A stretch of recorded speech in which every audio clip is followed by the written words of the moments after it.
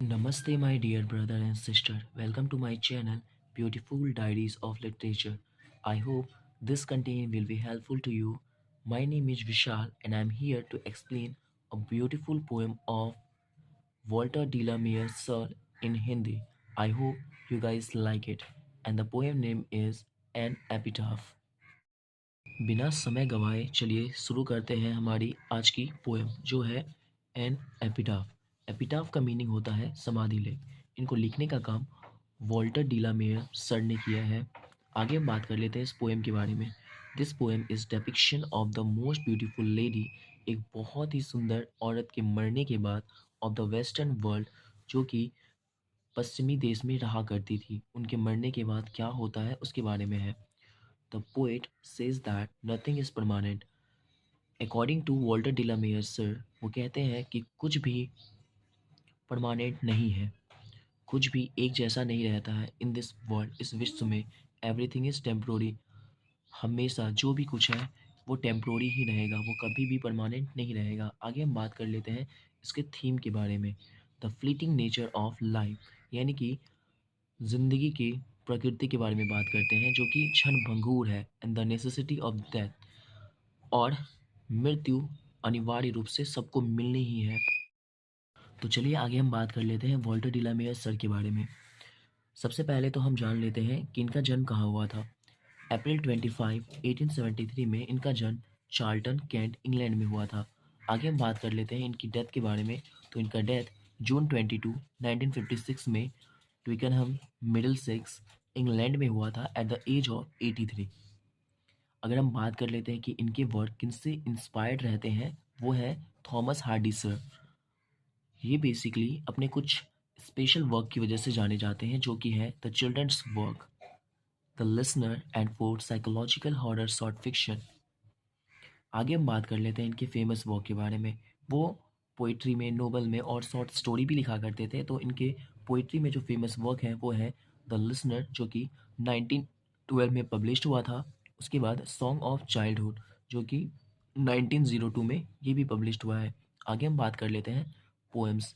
एक इनका पोइट्री का कलेक्शन था जो 1908 में पब्लिश्ड हुआ था। आगे हम बात कर लेते हैं इनकी अनदर वर्क के बारे में जो कि है सिल्वर। बेसिकली सिल्वर जो था वो depicts a peaceful night time scene using the colour silver.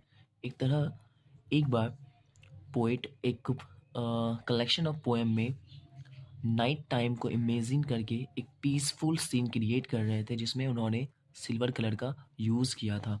इसीलिए इस पोएम का टाइटल सिल्वर ही रखा गया। इनकी फेमस नॉवेल्स हेनरी ब्रॉकन जो 1904 में पब्लिश्ड हुई थी, द रिटर्न 1911 में पब्लिश्ड हुई थी एंड रिवाइज्ड इन 1922 एंड 1945। और ये 2 टाइम्स रिवाइज्ड हुई है, पहली बार 1922 में और दूसरी बार 1945 में।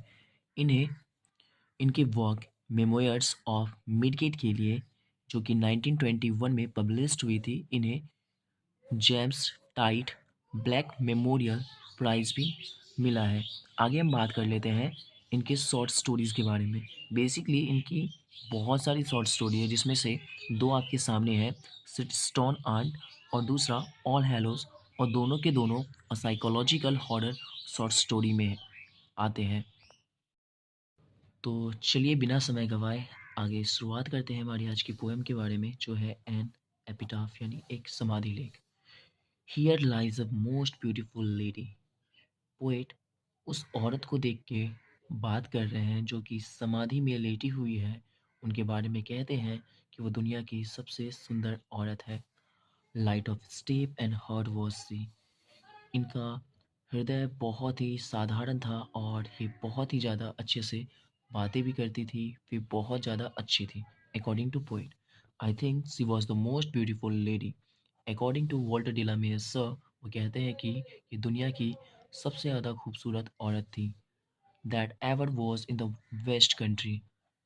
जितने भी उन्होंने पश्चिमी देश में औरतें देखे हैं उन सब में सबसे ज़्यादा सुंदर ये औरत थी, जो कि अभी एक समाधि में लेटी हुई है। But beauty vanishes. उसके बाद पोएट उस थीम की बात करते हैं जिनके बारे में ये पोएम है, कि जो ब्यूटी होती है, जो खूबसूरती होती है, वो समय के साथ ख़त्म होती रहती है, वो धूमिल होती रहती है। ब्यूटी पासेस, समय के साथ ब्यूटी भी ख़त्म हो जाती है। हाउ एवर रेयर, ये कितनी दुर्लभ बात है। रेयर इट बी, और होनी भी चाहिए।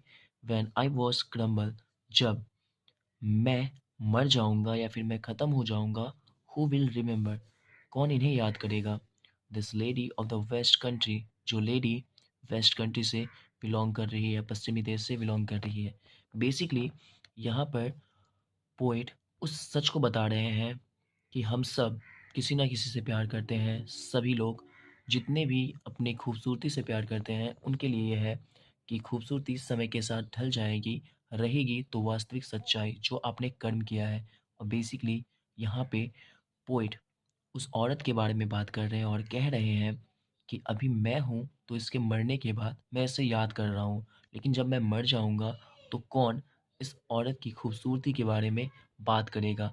बेसिकली यहाँ पे पोएट उस औरत की इनर ब्यूटी के बारे में बात कर रहे थे। अगर आपको इसी तरह की और एक्सप्लेनेशन वीडियोस चाहिए तो आप कमेंट सेक्शन में उस पोएम का नाम मेंशन कर सकते हैं। Thank you guys, thank you to hear my words.